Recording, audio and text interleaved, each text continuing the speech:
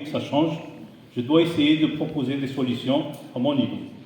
Et commencer au moins par travailler sur tout ce qui se trouve à ma portée. Et je trouve sincèrement qu'il y a vraiment beaucoup de choses à faire dans ce sens. Mais je l'avoue, ce n'est pas la première fois que ça m'arrive. D'ailleurs, j'ai compris une chose très importante. La plupart des clients, pour réaliser leur maison, recherchent d'abord ce qui les rassure dans l'architecture classique. Et dans le classique, il reste effectivement peu de place pour la créativité architecturale. Donc, je trouve que la qualité que proposent les privés est en général incomplète, puisqu'elle n'implique pas automatiquement l'innovation architecturale. On a besoin peut-être d'une petite révolution culturelle.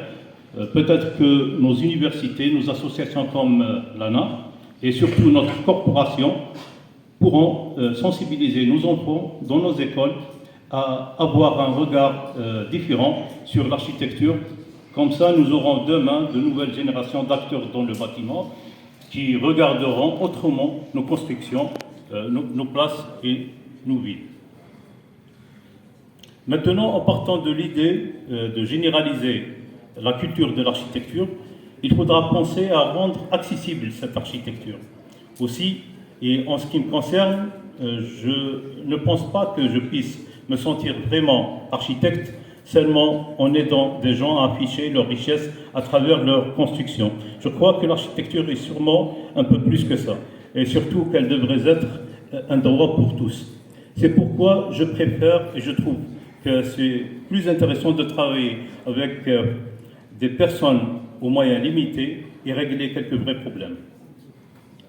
Je pense que c'est le cas dans cette maison que j'avais dessinée pour une dame et sa fille de seulement 5 mètres de façade et qui avait un programme très spécifique et donc pour moi très intéressant.